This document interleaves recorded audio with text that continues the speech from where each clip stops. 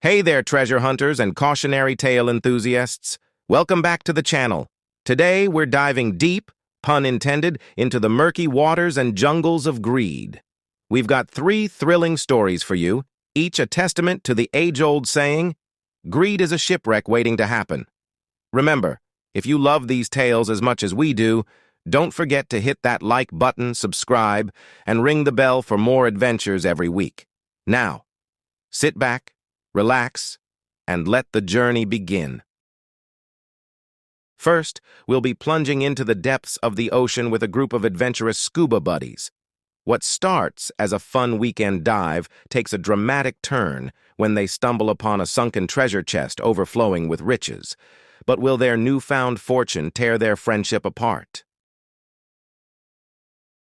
The crystal-clear waters of the Caribbean danced with sunlight as Elena, Marcos, and Daniel descended.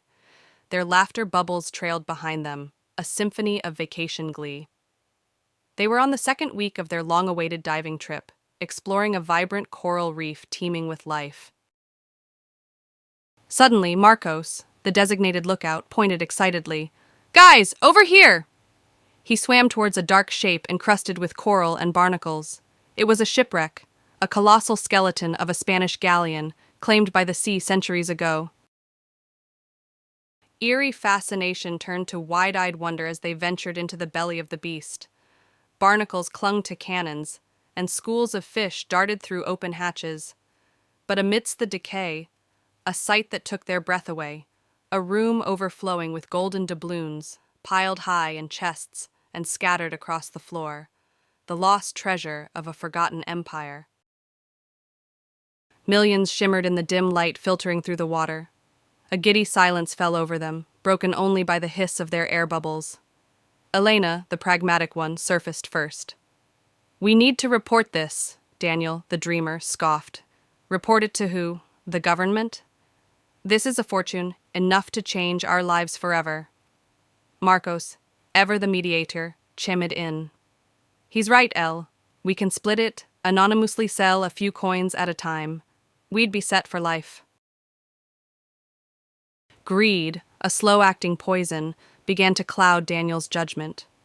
Over rum-laced celebratory drinks that night, a darkness flickered in his eyes.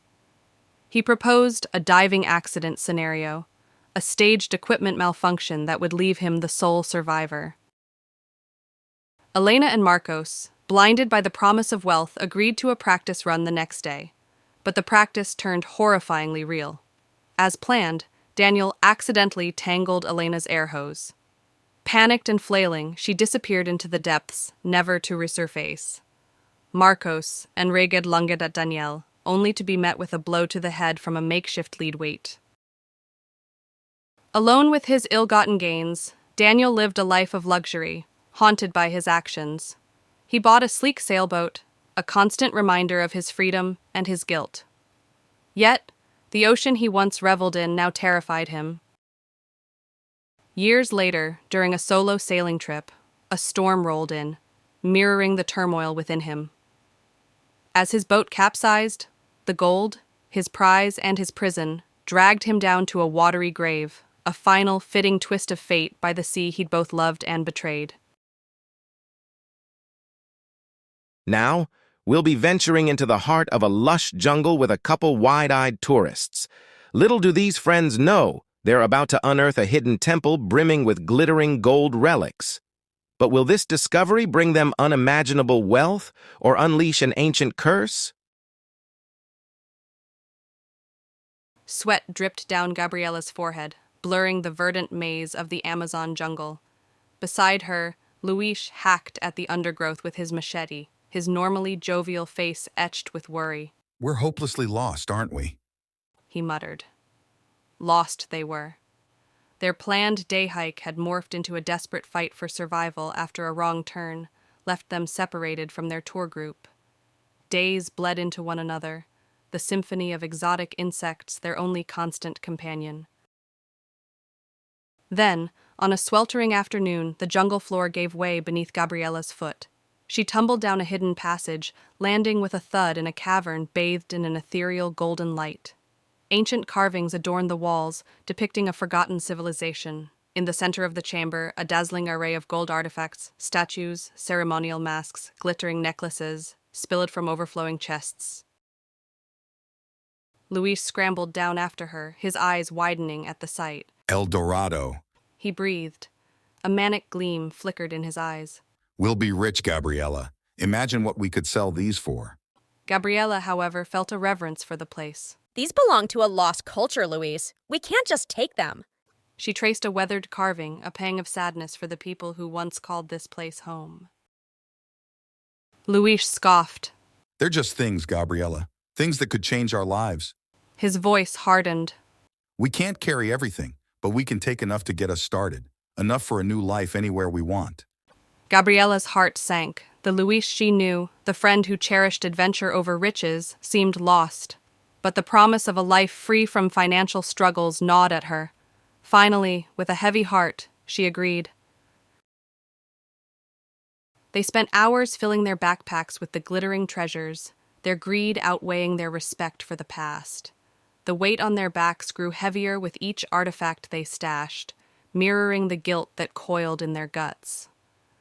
Leaving the chamber, they argued about which direction to go, their friendship strained by their newfound burden. Days turned into weeks, the stolen gold a constant reminder of their folly. The jungle, once a source of wonder, became a relentless enemy. Exhausted, lost, and weighed down by their loot, they succumbed to the unforgiving embrace of the rainforest, a cautionary tale swallowed by the very secrets they so desperately sought to exploit. Finally, we'll set sail on the high seas with a hardened boat captain. When he encounters a wrecked vessel, it seems like his lucky day. But blinded by the promise of stolen riches, he makes a decision that leaves him facing a terrifying consequence. The salty spray kissed Michael's face as he steered his shrimping boat through the choppy waves. A flash of white on the horizon caught his eye. As he drew closer, a mangled speedboat, half submerged, filled his vision. A sickening feeling twisted in his gut. But then he saw movement. 2 figures, moaning, lay sprawled on the deck. Panic warred with a dark thrill. These weren't fishermen. He spotted duffel bags, their contents spilling, plastic-wrapped bricks and wads of cash, drug runners, criminals. That voice in his head, the one that had always felt life had dealt him a bad hand, grew louder. He wasn't stealing from good people. He was taking from the bad guys. He scrambled on board, ignoring their pleas for help. He shoved the drugs and money into his boat, the thrill momentarily numbing the guilt gnawing at him. Back on land, Michael felt invincible. He quit his dead-end job, bought a flashy car, fancy clothes, anything to fill the emptiness inside. But the high never lasted. The money dwindled faster than he thought possible. The emptiness returned, sharper this time. He tried to sell some of the drugs, a small amount at first. It was easy, too easy. Soon he was hooked, chasing the oblivion the drugs offered. The money ran dry, replaced by a crippling addiction. Desperate, he contacted the cartel whose drugs he'd stolen. A twisted sense of justice served him right. They didn't kill him. They offered him a way out, work for them, repay his debt. He became a mule, smuggling drugs across the border in rickety boats. The glamour of his early theft was a distant memory. This was fear, constant fear. This time the storm came out of nowhere, tossing their boat like a toy. When it capsized, his arm pinned under wreckage, he could only watch as the drugs and cash bobbed away with the current. He washed ashore on a deserted island, a broken man. Days turned into weeks, the sun scorching his skin, the sea mocking him. The irony wasn't lost on him. A fisherman eventually stumbled upon him, taking the remnants of his ill-gotten gains with a shrug. Left alone, the once righteous anger felt hollow. He'd stolen from bad guys, only to become one himself. Now, stranded with nothing but the echoes of bad choices, Michael finally understood the true cost of his greed. That's all for this episode. Thanks for joining us. Remember to come back next time for more interesting and fun short stories.